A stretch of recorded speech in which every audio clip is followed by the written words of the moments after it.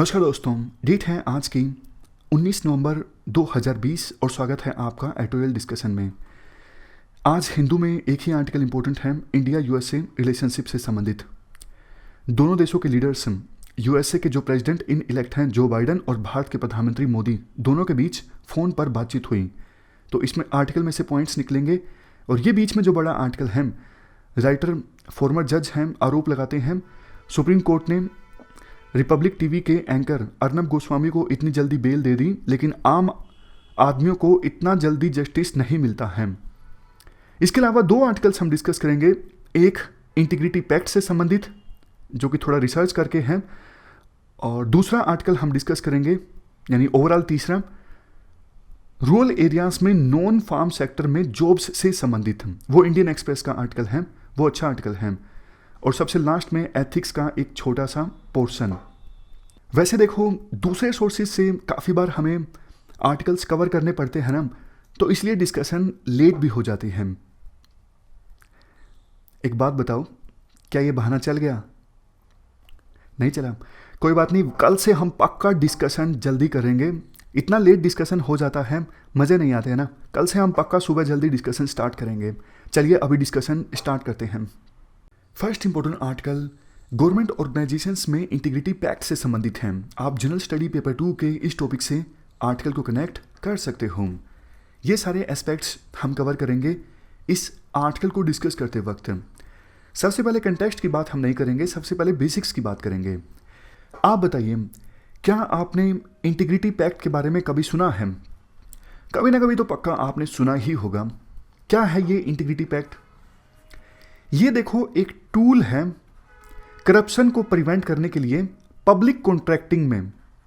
Public contracting मतलब आपको पता है, सरकार बहुत सारी चीज़ें प्रोक्योर करती है, सरकार बहुत सारी ठेके देती हैं, उनमें करप्शन को प्रिवेंट करने के लिए ये है इंटीग्रिटी पैक्ट एक टूल। होता क्या है, एक एग्जाम्पल की सहायता से हम समझते हैं।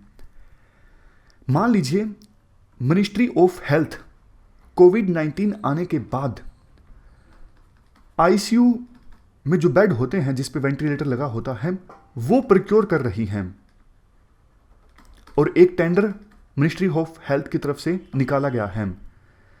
5 कैंडिडेट्स हैं, A B C D E. तो मिनिस्ट्री ऑफ हेल्थ एक एफिडेविट देगी। उस एफिडेविट में क्या होगा, लिखा होगा कि मिनिस्ट्री ऑफ हेल्थ का कोई भी ऑफिशियल रिश्वत नहीं डिमांड करेगा ये कॉन्ट्रैक्ट देने के लिए। समझ गए? मतलब एफिडेविट दे दिया जाता है मिनिस्ट्री ऑफ हेल्थ के द्वारा पहले से ही, ये जो हमने टेंडर रिलीज किया है इसको किसी कंपनी को देने के लिए हमारे मिनिस्ट्री के किसी भी ऑफिशियल के द्वारा कोई भी रिश्वत, कोई भी गिफ्ट जो है वो नहीं डिमांड किया जाएगा। और अगर कोई ऑफिशियल करता है तो हम उस पर ये कार्रवाई करेंगे, इतनी उसको सजा हो सकती है, हम उसको नौकरी से निकाल देंगे। ये सब चीजें, सब कुछ बताया हुआ होता है उस एफिडेविट में। इसी प्रकार का एफिडेविट बिडर्स को भी देना पड़ता है। बिडर्स मतलब वो कंपनीज जो बोली लगा रही हैं। इस केस में ये 5 कैंडिडेट्स जो टेंडर को हासिल करने के लिए बोली लगाएंगे, ये भी एफिडेविट देंगे, हम इस टेंडर को हासिल करने के लिए कोई भी रिश्वत, कोई भी गिफ्ट किसी भी ऑफिशियल को नहीं देने वाले हैं। और अगर बाद में पता लगता है कि किसी कंपनी ने गिफ्ट दिया था टेंडर हासिल करने के लिए और उसने इंटीग्रिटी पैक्ट भी साइन किया था, मतलब इस प्रकार का एफिडेविट भी दिया था, तो क्या होगा, फिर सरकार उस कंपनी के खिलाफ एक्शन ले सकती है। जैसे कॉन्ट्रैक्ट को कैंसिल कर दिया जाएगा, ब्लैकलिस्ट कर दिया जाएगा उस कंपनी को, ये सब चीजें। तो देखो, इस प्रकार का इंटीग्रिटी पैक्ट में यानी दोनों साइड्स एफिडेविट देंगी, इंटीग्रिटी पैक्ट साइन करेंगी। इस पूरे सिनेरियो में एक तीसरा एक्टर भी होता है। उस तीसरे एक्टर का नाम होता है इंटीग्रिटी एक्सटर्नल मॉनिटर। 2 एक्टर तो ये हो गए, एक तो सरकार का कोई डिपार्टमेंट जो चीज प्रोक्योर कर रहा है कोई भी चीज, और दूसरा वो कंपनी जो टेंडर को हासिल करना चाहती है, और तीसरा एक्टर होगा इंटीग्रिटी एक्सटर्नल मॉनिटर। इसमें देखो वो लोग होंगे जैसे रिटायर्ड सेक्रेटरी हैं, जैसे फॉर एग्जांपल आईएएस ऑफिसर्स हैं, सेक्रेटरी की पोस्ट पर रिटायर हो चुके हैं और उनकी इंटीग्रिटी पास्ट में काफ़ी ज़्यादा अच्छी रही है। तो ऐसे लोगों को इंटीग्रिटी एक्सटर्नल मॉनिटर में डाला जाता है ताकि ऐसे लोग देख सकें दोनों जो पार्टीज हैं इंटीग्रिटी पैक्ट का पालन कर रही हैं। मतलब जो भी एफिडेविट दिया है टेंडर से पहले, उनमें जो भी बातें लिखी हैं उनका पालन किया जा रहा है दोनों पार्टीज के द्वारा। यह मॉनिटर किया जाता है इंटीग्रिटी एक्सटर्नल मॉनिटर के द्वारा, जिसमें ऐसे लोग होते हैं जिनकी पास्ट में बहुत ज़्यादा अच्छी इंटीग्रिटी होती है और क्वालिफिकेशन भी होती है इसके लिए। जैसे पहले क्वालिफिकेशन कुछ और हुआ करती थी, लेकिन हाल ही में सरकार ने क्वालिफिकेशन जो है इंटीग्रिटी एक्सटर्नल मॉनिटर वालों के लिए वो थोड़ी और ज़्यादा टाइट कर दी है। ये हम बाद में डिस्कस करेंगे, पहले हम बेसिक्स की बात कर रहे हैं। समझ में आ गया आपको? 3 पार्टीज होती हैं इंटीग्रिटी पैक्ट में। एक कॉन्ट्रैक्टिंग अथॉरिटी जो टेंडर देती है, फॉर एग्जाम्पल गवर्नमेंट का कोई डिपार्टमेंट, दूसरा टेंडर लेने वाले यानी कंपनी, और तीसरा इंडिपेंडेंट ऑब्जर्वर जो ये मॉनिटर करते हैं कि दोनों पार्टीज जो हैं वो इंटीग्रिटी पैक्ट को सही ढंग से इंप्लीमेंट कर रही हैं। इसके बाद देखो क्वेश्चन ये उठता है, इस प्रकार के इंटीग्रिटी पैक्ट का फ़ायदा क्या होता है? फ़ायदे देखो काफ़ी सारे होते हैं। सबसे पहला तो ट्रांसपेरेंसी रहती है, अकाउंटेबिलिटी बढ़ती है कि हाँ ब्राइब नहीं देनी है, और अगर ब्राइब नहीं दी जाएगी तो कॉस्ट कम आएगी क्योंकि करप्शन नहीं होगा। और एक ट्रस्ट भी तो बढ़ता है पब्लिक ऑर्गेनाइजेशंस में कि पब्लिक ऑर्गेनाइजेशंस में जो एम्प्लॉयज़ हैं, ऑफिशियल्स हैं, वो कोई रिश्वत नहीं डिमांड कर रहे हैं। और इसके साथ साथ कंपटीशन भी बढ़ता है। मतलब सभी प्राइवेट कंपनीज जो ठेके लेती हैं उनको भी तो पता होगा ना कि हाँ हम भी टेंडर हासिल कर सकते हैं। ऐसा नहीं कि जो ऑफिशियल्स हैं किसी एक कंपनी को फेवर करेंगे और हमें डिसफेवर करेंगे अगर हमने रिश्वत नहीं दी। तो ये सारे फायदे होते हैं इंटीग्रिटी पैक्ट के साइन करने के। इसके बाद बात आती है कि इंटीग्रिटी पैक्ट की इंप्लीमेंटेशन में इश्यूज क्या होते हैं। सबसे पहला issue, foreigners hesitancy towards IP. काफ़ी बार ऐसा देखा जाता है फॉरेन की जो कंपनीज होती हैं वो इंटीग्रिटी पैक्ट साइन नहीं करती और क्वेश्चंस रेज करती हैं अगर सरकार के द्वारा बोला जाता है कि आप इस पैक्ट को साइन कीजिए। इस वजह से नेगोशिएशन में लंबा समय लग जाता है। Next, no incentive for public companies. देखो सरकार की भी तो कंपनीज होती हैं, फॉर एग्जांपल पीएसयूज जो बहुत सारे टेंडर के लिए अप्लाई करती हैं। तो जो पब्लिक कंपनीज होती हैं वो तो अकाउंटेबल होती हैं, उनको सारी इंफॉर्मेशन डिस्क्लोज करनी होती है। लेकिन प्राइवेट कंपनीज किसी के प्रति अकाउंटेबल नहीं होती, तो पब्लिक कंपनीज को नुकसान हो जाता है। उनको लगता है हमारी तो अकाउंटेबिलिटी है, हमें सारी इंफॉर्मेशन डिस्क्लोज करनी है, जबकि प्राइवेट कंपनीज जिनके साथ हमारा कंपटीशन है वो किसके प्रति अकाउंटेबल नहीं है। नेक्स्ट इशू है इशू ऑफ डुप्लीकेसी। अब देखो 2 एक्टर्स हैं, वैसे तो 3 एक्टर्स हैं, लेकिन जो 2 पार्टीज हैं, एक कॉन्ट्रैक्टिंग अथॉरिटी यानी गवर्नमेंट का डिपार्टमेंट जिसने टेंडर दिया है और दूसरा टेंडर लेने वाली कंपनीज है। दोनों में से कोई भी अगर इंटीग्रिटी पैक्ट का वायलेशन करता है तो एग्रीव्ड पार्टी जो है वो किसके पास जा सकता है? एक तो देखो जा सकता है IME के पास में, यानी कि IEM के पास में, इंटीग्रिटी एक्सटर्नल मॉनिटर के पास में, जो कि थर्ड पार्टी होता है इस पूरे पैक्ट में। इवन देखो एग्रीव्ड पार्टी कोर्ट में भी जा सकती है और एग्रीव्ड पार्टी काफ़ी बार CVC ऐसा आदेश दे देता है कि डिपार्टमेंट का जो टेक्निकल ब्रांच है वो भी इस बात को इन्वेस्टिगेट करेगा क्या इंटीग्रिटी पैक्ट का वायलेशन हुआ है या फिर नहीं हुआ है। तो मतलब बहुत बार तो ऐसा हो जाता है कि इंटीग्रिटी पैक्ट का वायलेशन हुआ है या फिर नहीं हुआ है, इसकी इन्वेस्टिगेशन 3 फोरम पर चल रही होती है। तो सोच के देखिए ना रिसोर्सेज का कितना वेस्ट हो जाता है। इस प्रकार से पैरेलल केस चलता रहता है वायलेशन का।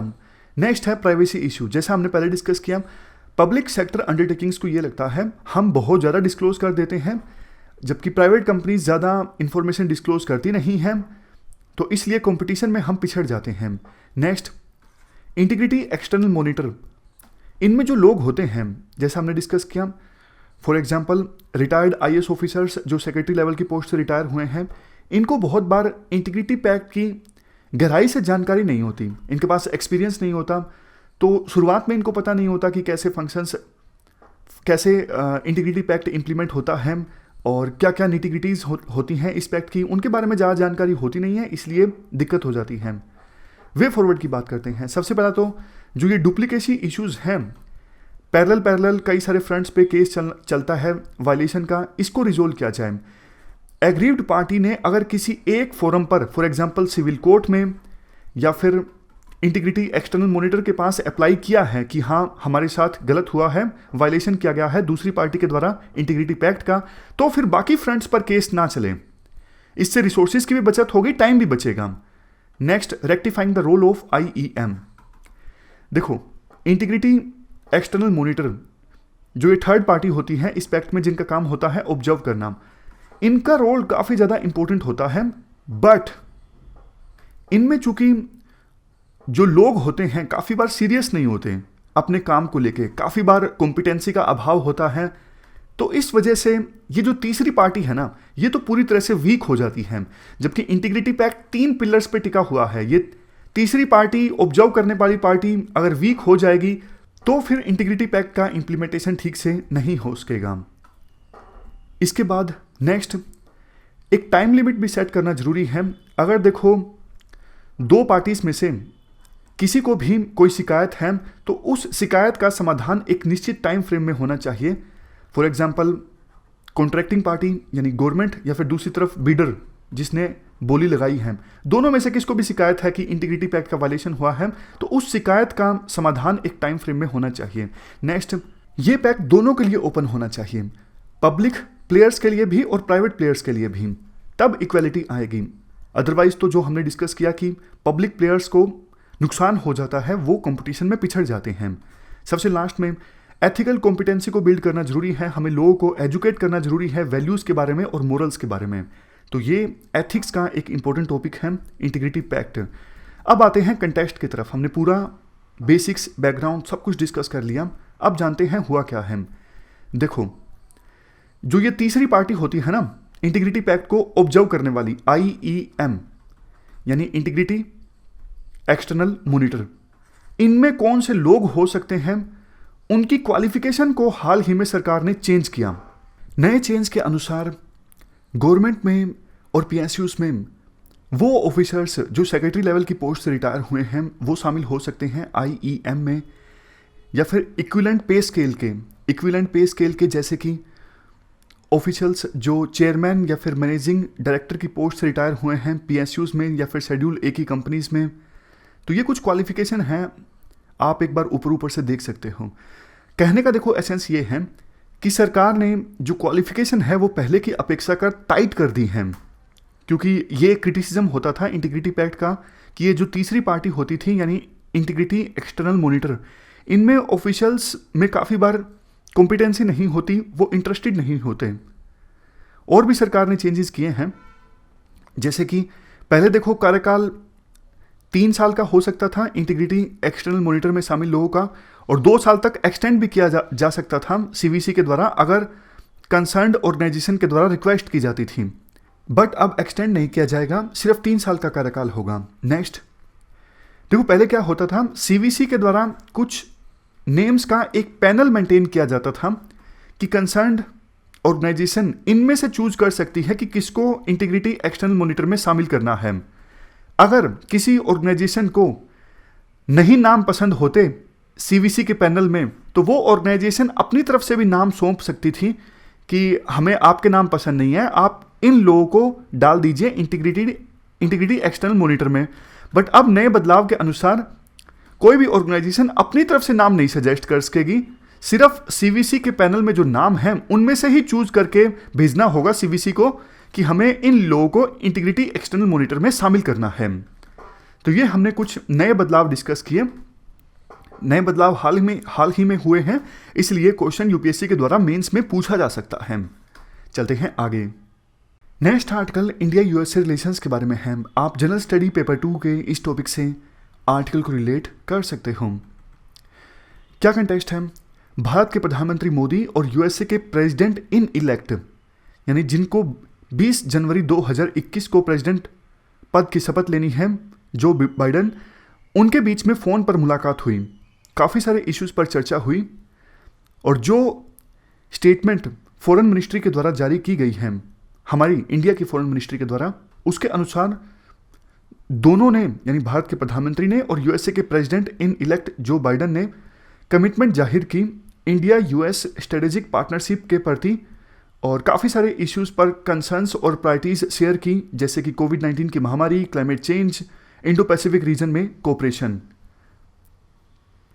बाइडन की तरफ से जो स्टेटमेंट जारी की गई इस फोन पर हुई बातचीत के बाद, उसमें डेमोक्रेसी की भी बात कही गई थी। बाइडन ने अपनी स्टेटमेंट में कहा कि बाइडन ने फोकस किया डेमोक्रेसी को मजबूत बनाने पर, घर में भी और दूसरी जगहों पर भी, यानी दूसरे देशों में भी।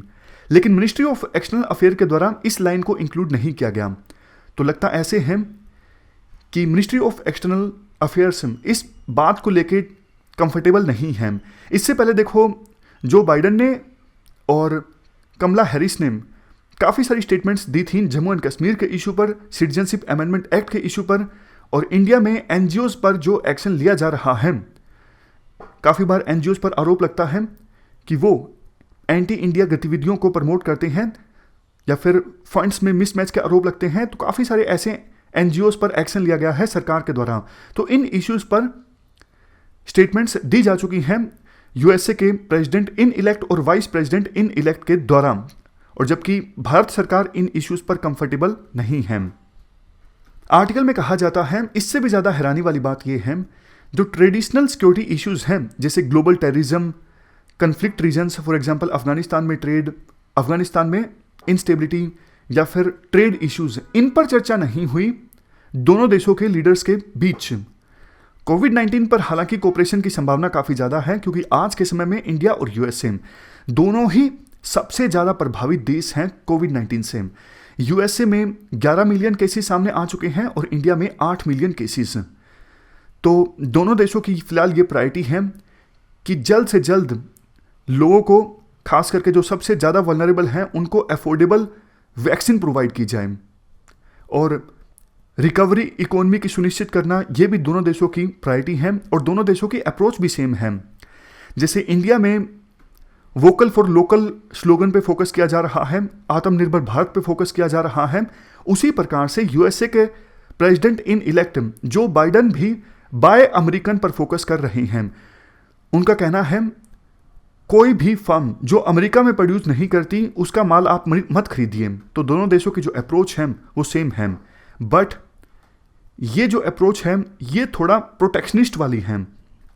वैसे देखो, हमारे external affair minister S Jaishankar ने स्टेटमेंट दी, क्योंकि कुछ एक्सपर्ट्स कंसर्न्स रेज कर रहे थे कि इंडिया ने RCEP नहीं ज्वाइन किया तो इससे इंडिया को नुकसान होगा। तो हमारे विदेश मंत्री ने ये क्लैरिफाई किया कि देखो, ग्लोबलाइज्ड इकोनॉमी या फिर इस प्रकार के जो ट्रेडिंग एग्रीमेंट अरेंजमेंट्स हैं, ये इंडिया की मैन्युफैक्चरिंग सेक्टर के लिए नुकसानदायक हैं। तो इसलिए आप ये मत सोचिए कि इंडिया ने RCEP को नहीं ज्वाइन किया तो इससे इंडिया को नुकसान होगा, बल्कि इंडिया अगर ज्वाइन कर लेता तो इंडिया को ज़्यादा नुकसान होता। क्लाइमेट चेंज के इश्यू पर अब इंडिया को उम्मीद ये है कि यूएसए फिर से पेरिस क्लाइमेट चेंज एग्रीमेंट को ज्वाइन करेगा, और इंटरनेशनल सोलर अलायंस जिसको इंडिया ने फ्रांस के साथ मिलकर लॉन्च किया था, इसमें भी यूएसए का पार्टिसिपेशन देखने को मिल सकता है। ट्रंप तो ज़्यादा सीरियस थे नहीं क्लाइमेट चेंज से संबंधित इश्यूज़ को लेके। उनका ये मानना था कि क्लाइमेट चेंज कुछ नहीं है, और इंडिया चाइना जैसे जो देश हैं वो ज़्यादा ग्लोबल वार्मिंग में कंट्रीब्यूट कर रहे हैं, यूएसए कुछ नहीं करेगा, अगर करेगा तो हम पिछड़ जाएंगे। तो ट्रंप की ये रणनीति थी। इंडिया को उम्मीद ये भी है, पेरिस क्लाइमेट चेंज एग्रीमेंट में जो तय हुआ है कि 2020 के बाद हर एक साल डेवलप कंट्रीज के द्वारा $100 बिलियन दिए जाएंगे डेवलपिंग कंट्रीज को, ताकि वो क्लाइमेट चेंज से निपट सकें और आवश्यक टेक्नोलॉजी भी उनको मिले।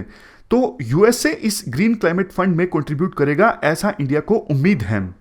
फाइनली कंक्लूजन में ये कहा जाता है, देखो वैसे बाइडन ने अपनी कमिटमेंट तो जाहिर की इंडो पैसिफिक पॉलिसी के प्रति, बट इंडिया को ये देखना होगा कि यूएसए अब नई सरकार के साथ कितना चाइना के मूव्स को काउंटर कर सकता है, या फिर कितना सीरियस है चाइना के सामना करने को लेके। तो ये हमने पूरा आर्टिकल डिस्कस किया इंडिया यूएस रिलेशनशिप से संबंधित। चलते हैं आगे। Next important article rural non farm sector से संबंधित है। आप जनरल स्टडी पेपर 3 के इस टॉपिक से आर्टिकल को रिलेट कर सकते हो।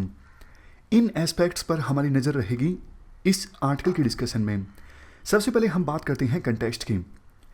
देखो, करंट फाइनेंशियल ईयर के फर्स्ट क्वार्टर में हमारे देश की जीडीपी कॉन्ट्रैक्ट हुई कितनी, 23.9%। क्यों? कोविड-19 की महामारी की वजह से। जीडीपी का क्या मतलब होता है?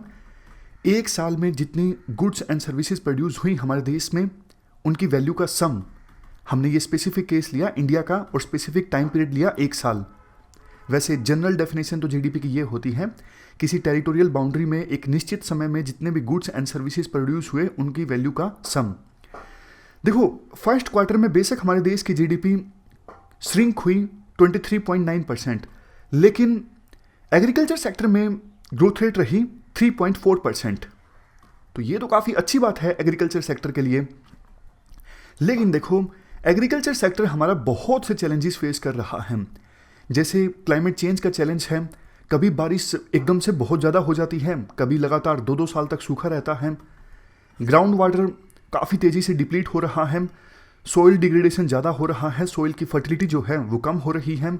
मार्केट हमारे देश में यूनिफाइड नहीं है, काफ़ी ज़्यादा फ्रेगमेंटेड है। तो इन चैलेंजेस का सामना एग्रीकल्चर सेक्टर के द्वारा किया जा रहा है। और ये एज्यूम करना कि पहले की तरह, जैसे देखो आज़ादी के बाद वाले सालों में एग्रीकल्चर सेक्टर का हमारे देश की इकोनॉमी में बहुत कंट्रीब्यूशन हुआ करता था, तो आने वाले समय में एग्रीकल्चर सेक्टर का हमारे देश की इकोनॉमी में ज़्यादा कंट्रीब्यूशन नहीं रहने वाला है। ज़्यादा जो यूथ जो हैं वो चाहते हैं कि या तो अर्बन एरियाज़ में जाके जॉब की जाए या फिर रूरल एरियाज़ में रह के दूसरे सेक्टर्स में जॉब की जाए बजाय के एग्रीकल्चर सेक्टर में। तो इस वजह से एक विकल्प इसका ये है कि रूरल एरियाज़ में नॉन फार्म रूरल एक्टिविटीज़ पे फोकस किया जाए। मतलब ऐसी एक्टिविटीज़ जो खेतों में नहीं होती, खेतों के बाहर होती हैं, उन एक्टिविटीज़ पे अगर फोकस किया जाता है, जैसे कि live stock, fisheries, food processing और भी काफ़ी सारी, जैसे house hold, non house hold manufacturing, handicraft, processing, repairs, construction, mining, transport, community and personal services. ये सब एग्जाम्पल्स हैं नॉन फार्म सेक्टर एक्टिविटीज़ के। तो इन पर अगर सरकार फोकस करती है बहुत सारे फायदे होंगे। सबसे पहला तो देखो इकोनॉमिक ग्रोथ रेट बूस्ट होगी। अभी रूरल एरियाज़ में एग्रीकल्चर के अलावा दूसरी जो एक्टिविटीज़ हैं ज़्यादा होती नहीं है। अगर ये सब एक्टिविटीज़ ज़्यादा होंगी रूरल एरियाज़ में तो फिर देश की जीडीपी भी तो बढ़ेगी ना, जीडीपी में ग्रोथ रेट देखने को मिलेगा। इसके बाद नेक्स्ट है प्रिवेंट अनरेगुलेटेड माइग्रेशन। देखो रूरल एरियाज़ में रहने वाले जो यूथ हैं जिनको खेती नहीं करनी है, उनको रूरल एरियाज़ में कोई जॉब मिलती नहीं है, उनको मजबूरी में शहरों की तरफ जाना पड़ता है। लेकिन अगर रूरल एरियाज़ में नॉन फार्म सेक्टर में जॉब्स प्रोड्यूस होती हैं तो फिर लोग उन्हीं जॉब्स को करेंगे, फिर शहरों में क्यों जाएंगे। Next benefit helps in bridging rural urban divide. आज के समय में देखो शहरों के बीच और गांव के बीच डिवाइड काफ़ी ज़्यादा है। शहरों में पर कैपिटा इनकम ज़्यादा है, शहरों में बुनियादी सुविधाएं ज़्यादा हैं, जैसे इंफ्रास्ट्रक्चर, बिजली, पानी, इन सब की सुविधाएं। तो अगर नॉन फार्म सेक्टर में जॉब्स प्रोड्यूस होती हैं रूरल एरियाज़ में तो शहरों के बीच और गाँव के बीच जो ये डिवाइड है ये कम होगा। नेक्स्ट देखो एग्रीकल्चर की वजह से जैसा हमने डिस्कस किया वाटर रिसोर्सेज काफ़ी ज़्यादा डिप्लीट हो रहे हैं, ख़त्म हो रहे हैं और लैंड पर भी बुरा असर पड़ रहा है। इतनी एग्रेसिवली खेती की जाती है काफ़ी बार किसानों के द्वारा ताकि पैदावार को मेंटेन किया जा सके, ज़्यादा फर्टिलाइजर्स का इस्तेमाल करना, लेकिन फर्टिलिटी तो ख़त्म होती है ना, लैंड तो डिग्रेड होता है ना। अगर रूरल एरियाज़ में नॉन फार्म सेक्टर में जॉब्स प्रोड्यूस होंगी तो खेती करने वाले लोगों की संख्या कम होगी, तो फिर ये जो रिसोर्सेज हैं इनकी भी बचत होगी। Next employment generation. वैसे भी हमारे देश में अनएम्प्लॉयमेंट काफ़ी ज़्यादा है, अगर नॉन फार्म सेक्टर में जॉब्स प्रोड्यूस होती हैं ये तो अच्छा ही है ना, अनएम्प्लॉयमेंट भी कुछ हद तक तो ख़त्म होगी। Next reducing inequalities. देखो अगर हम लिस्ट बनाएं इनकम के हिसाब से तो गांव में जो वल्नरेबल सेक्शंस के जो लोग हैं ना वो आपको इनकम की लिस्ट में सबसे नीचे मिलेंगे, सबसे गरीब वही मिलेंगे, क्योंकि वहाँ पे जॉब्स नहीं है, करें क्या बेचारे, मजबूरी में खेती करनी पड़ती है। लेकिन अगर देखो रूरल नॉन फार्म सेक्टर में जॉब्स प्रोड्यूस होंगी तो फिर उनका भी इनकम लेवल बढ़ेगा। अगर उनका इनकम लेवल बढ़ेगा तो इनकम में जो ये असमानताएं हैं, इनइक्वालिटीज़ हैं, वो कम होंगी, ये भी फ़ायदा है। लेकिन देखो बहुत सारे चैलेंजेस भी हैं, इनको एड्रेस करना ज़रूरी है। सबसे पहला चैलेंज ये है जो कि नॉन फार्म सेक्टर फेस कर रहा है, वीक इंस्टीट्यूशनल स्ट्रक्चर। काफ़ी सारे इंस्टीट्यूशन सरकार ने इस्टेब्लिश किए हैं, जैसे KVIC, khadi and village industries commission, और सिडबी। ये इंस्टीट्यूशन सरकार ने इस्टेब्लिश करके रखे हैं ग्रामीण इलाकों में नॉन फार्म सेक्टर को डेवलप करने के लिए। बट देखो इन इंस्टीट्यूशंस में ना काफ़ी सारी दिक्कतें हैं, जैसे कि एडमिनिस्ट्रेटिव इनएफिशिएंसी, फाइनेंशियल ऑटोनमी नहीं है इन इंस्टीट्यूशंस के पास, और काफ़ी बार तो ऐसा देखने को मिलता है सेम ही फंक्शन परफॉर्म करने के लिए काफ़ी सारे इंस्टीट्यूशंस हैं, मतलब फंक्शंस की जुरिडिक्शन की ओवरलैपिंग देखने को मिलती है। इसके बाद नेक्स्ट चैलेंज है गैप्स इन लिंकेजेस। देखो ग्रामीण इलाकों में इंफ्रास्ट्रक्चर अभी भी काफ़ी ज़्यादा वीक है। मान लीजिए कोई फैक्ट्री लग भी जाती है रूरल एरिया में, तो फैक्ट्री में जो माल बना है उसे शहरों तक ले जाने के लिए, कंज्यूमर तक ले जाने के लिए सड़क तो होनी चाहिए ना। सड़क तो बिल्कुल बेसिक से बेसिक एग्जाम्पल हैं, और बहुत सारी चीज़ें हैं जैसे बिजली, लॉजिस्टिक्स, जैसे कोरियर सर्विसेज, मतलब इंफ्रास्ट्रक्चर का अभाव है अभी भी काफ़ी ज़्यादा रूरल एरियाज़ में, इसलिए इन्वेस्टमेंट ज़्यादा आती नहीं है। नेक्स्ट चैलेंज है issue of man power quality. देखो जिस प्रकार की स्किल्स के यूथ कंपनीज को चाहिए उस प्रकार की स्किल्स के यूथ कंपनीज को मिलते नहीं रूरल एरियाज़ में। तो उनको लगता है रूरल एरियाज़ में जाएंगे तो स्किल्ड यूथ हमें नहीं मिलेंगे, टेक्निकल स्किल्स के लोग नहीं मिलेंगे, तो हमारी फैक्ट्रीज़ में, हमारी कंपनीज़ में काम कौन करेगा। और अगर अर्बन एरियाज से हम यूथ को लेके आएंगे काम करने के लिए, गांव में वो आएंगे नहीं, सैलरी ज़्यादा डिमांड करेंगे और ये काफ़ी ज़्यादा अनप्रोडक्टिव रहेगा। तो ये भी एक चैलेंज है कि आवश्यक मैन पावर नहीं मिल पाती रूरल एरियाज़ में। अब लास्ट में बात करते हैं वे फॉरवर्ड की। सबसे पहला सजेशन तो देखो ये है, मार्केट लिंकेजेस आप इंप्रूव करो। आप गांव के जो एंटरप्रेन्योर्स हैं उनको जोड़ो बड़ी फर्म्स के साथ जो कि शहरों में लोकेटेड हैं। इस प्रकार से मार्केट लिंकेज अगर होगा, स्ट्रेटेजिक अलायंस अगर होगा गांव के एंटरप्रेन्योर्स के बीच और शहरों में बड़ी फर्म्स के बीच, तो ये दोनों के लिए अच्छा है, क्योंकि शहरों के जो फर्म्स हैं उनको सस्टेनेबल बेसिस पे लो प्राइसेस में अच्छा माल मिल जाएगा और गांव के जो एंटरप्रेन्योर्स हैं उनको एक मार्केट मिल जाएगी। Next, need to address the structural issues. ये सारे स्ट्रक्चरल इश्यूज जो हमने डिस्कस किए, ह्यूमन रिसोर्स को डेवलप करना जरूरी है ग्रामीण इलाकों में। अगर एंटरप्रेन्योर्स बिजनेस करते हैं तो उनको लो टर्म्स पर फाइनेंस मिलना चाहिए, रिसर्च एंड डेवलपमेंट पे फोकस करने की आवश्यकता है। और वुमेन का पार्टिसिपेशन अभी कम है काफ़ी लेबर फोर्स में, कल भी हमने आर्टिकल डिस्कस किया था। इसके अलावा देखो एक सजेशन ये दिया जाता है, हमें चाइना के टाउनशिप एंड विलेज एंटरप्राइजेस के मॉडल से सीखने की आवश्यकता है।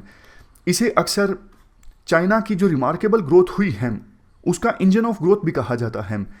ये जो टाउनशिप एंड विलेज एंटरप्राइजेस होती हैं ना, ये हाइब्रिड इंस्टीट्यूशंस होते हैं और अक्सर इनमें एक असामान्य अलायंस देखने को मिलता है एंटरप्रेन्योर्स के बीच और लोकल गवर्नमेंट ऑफिशियल्स के बीच। लोकल गवर्नमेंट ऑफिशियल्स जैसे हमारे इंडिया में मान लीजिए गांव में जो ग्रामीण सचिव होता है उनके बीच और एंटरप्रेन्योर्स के बीच हैं। जो लोकल ऑफिशियल्स होते हैं वो इंफ्रास्ट्रक्चर प्रोवाइड करते हैं। तो इस प्रकार का अलायंस मिलके अगर कोई चीज़ प्रोड्यूस करता है, कोई बिजनेस करता है, तो ये मॉडल काफ़ी ज़्यादा सक्सेसफुल साबित होता है।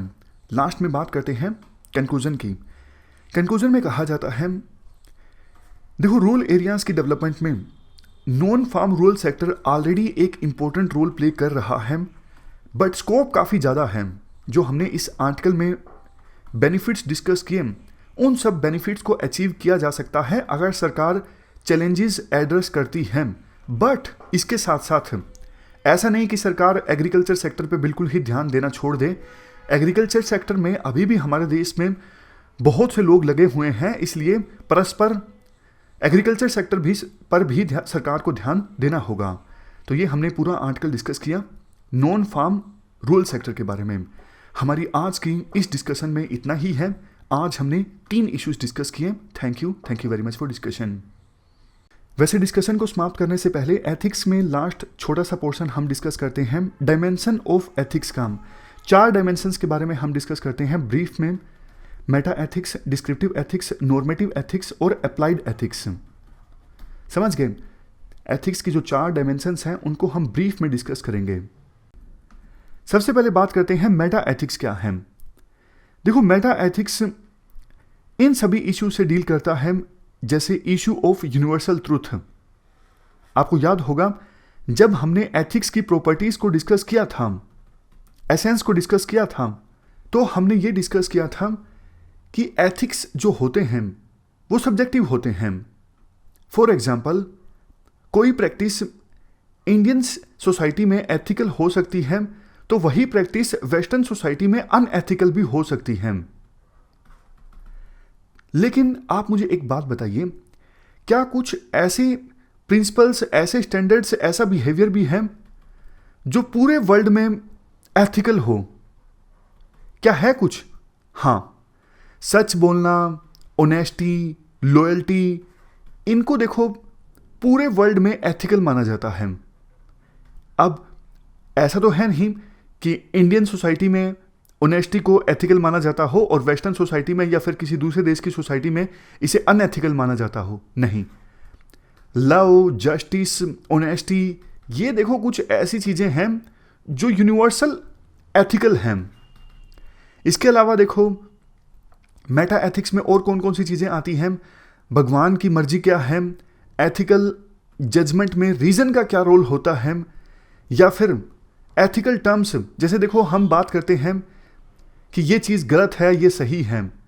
समझ गए? मैं फिर से बोलता हूँ, एथिकल स्टैंडर्ड्स के आधार पर हम ये तय करते हैं कि ये जो ह्यूमन एक्शन है गुड है या फिर बैड है, राइट है या फिर रोंग है। तो मेटा एथिक्स में ये सब चीज़ें आती हैं कि भैया गुड का मतलब क्या है, बैड का क्या मतलब है, गुड का क्या मतलब है, राइट का क्या मतलब है, रोंग का क्या मतलब है। तो ये जो वर्ड्स होते हैं उन्हीं टर्म्स पर फोकस किया जाता है मेटा एथिक्स में। तो कुल मिला के एसेंस अगर हम निकालें, मेटा एथिक्स में देखो ये सब चीज़ें आती हैं। जैसे एथिक्स से आप समझते क्या हो, एथिक्स से आपका क्या मतलब है, हमें एथिकल होना क्यों चाहिए, और जो एथिकल टर्म्स होती हैं जैसे गुड, बैड, राइट, रोंग, इन एथिकल टर्म्स का क्या मतलब है, एथिकल जजमेंट में रीजन का इस्तेमाल होना चाहिए या फिर नहीं होना चाहिए, क्या रोल है एथिकल जजमेंट में रीजन का, ये सारी चीज़ें। मेटा एथिक्स यूपीएससी के पर्सपेक्टिव से इतना इंपॉर्टेंट नहीं है। उसके बाद आता है डिस्क्रिप्टिव एथिक्स। डिस्क्रिप्टिव एथिक्स में देखो ये सब चीज़ें आती हैं, लोगों को क्या लगता है कि कौन सी चीज़ सही है, कौन सी गलत है। डिस्क्रिप्टिव एथिक्स डिस्क्राइब करता है कि वेरियस इंडिविजुअल्स के द्वारा, सोसाइटीज़ के द्वारा और कल्चर के द्वारा कौन से एथिकल स्टैंडर्ड्स को फॉलो किया जाता है। देखो ध्यान देने वाली बात यह है, डिस्क्रिप्टिव एथिक्स ये नहीं बताता कि कौन से स्टैंडर्ड्स को फॉलो करना चाहिए, नहीं, प्रिस्क्राइब कुछ नहीं करता डिस्क्रिप्टिव एथिक्स। डिस्क्रिप्टिव एथिक्स सिर्फ डिस्क्राइब करता है, सिर्फ बताता है कि वेरियस इंडिविजुअल्स के द्वारा, सोसाइटीज़ के द्वारा और कल्चर्स के द्वारा कौन से एथिकल स्टैंडर्ड्स को फॉलो किया जा रहा है। करना चाहिए नहीं करना चाहिए वो अलग बात है, सिर्फ ये बताता है कि कौन से एथिकल स्टैंडर्ड्स को फॉलो किया जा रहा है इंडिविजुअल्स के द्वारा, सोसाइटीज़ के द्वारा और कल्चर्स के द्वारा। इसके बाद वाला जो एथिक्स है ना, नॉर्मेटिव एथिक्स, ये हमें बताता है कि कौन सी चीज़ करनी चाहिए, कौन सी नहीं करनी चाहिए, खास करके मोरल डायलेमा जब कोई इंडिविजुअल फेस करता है। लेकिन डिस्क्रिप्टिव एथिक्स सिर्फ डिस्क्राइब करता है कि इंडिविजुअल के द्वारा कौन से एथिकल स्टैंडर्ड्स को फॉलो किया जाता है, लोगों का विश्वास क्या है, कि लोग क्या मानते हैं, कौन सी चीज़ सही है, कौन सी गलत है।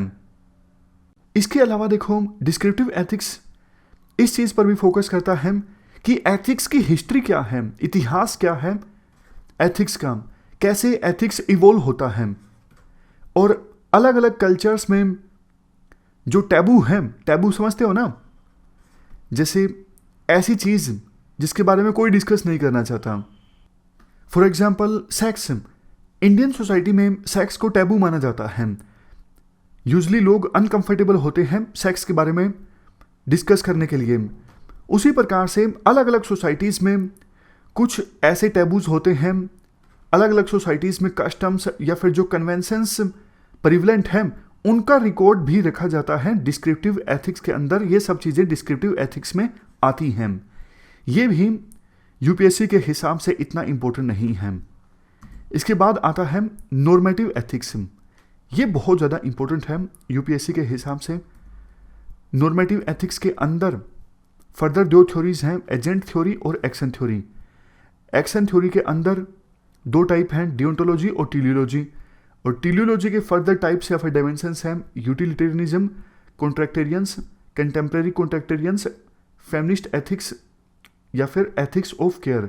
इन सब को हम डिटेल से डिस्कस करेंगे, लेकिन पहले नॉर्मेटिव एथिक्स के बारे में जानते हैं और इवन उसके बाद हम अप्लाइड एथिक्स की भी डेफिनेशन डिस्कस कर लेंगे।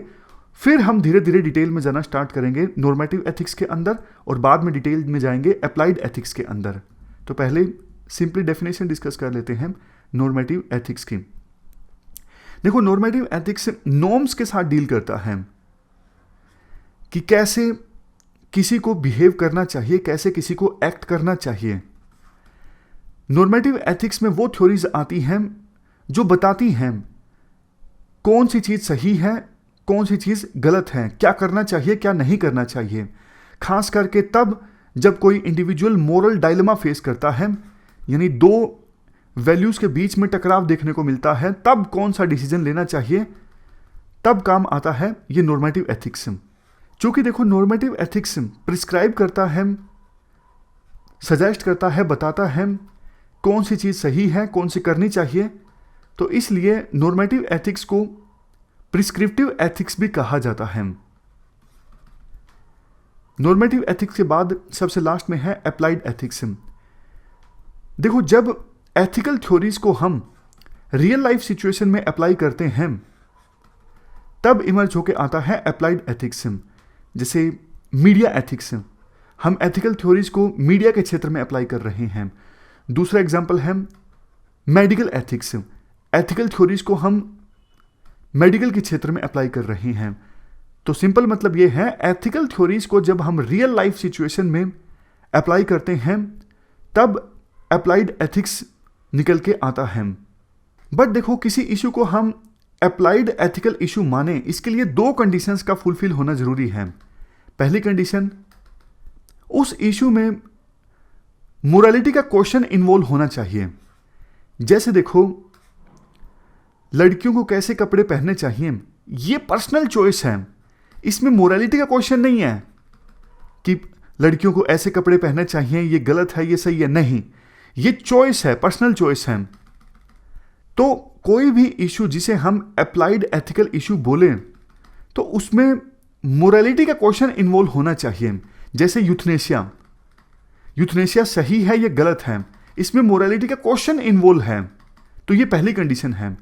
दूसरी कंडीशन, वो इशू कंट्रोवर्शियल होना चाहिए, यानी कुछ लोग ऐसे होने चाहिए जो उस इशू के पक्ष में हो और कुछ लोग ऐसे होने चाहिए जो उस इशू के अगेंस्ट में हो। जैसे देखो, कुछ लोग यूथनेशिया के पक्ष में होंगे, कुछ खिलाफ होंगे, तो ये दूसरी कंडीशन है। कौन कौन सी दो कंडीशंस का फुलफिल होना जरूरी है अगर किसी इशू को हम अप्लाइड एथिक्स का इशू मानते हैं? पहला, मोरालिटी का क्वेश्चन इन्वॉल्व होना चाहिए।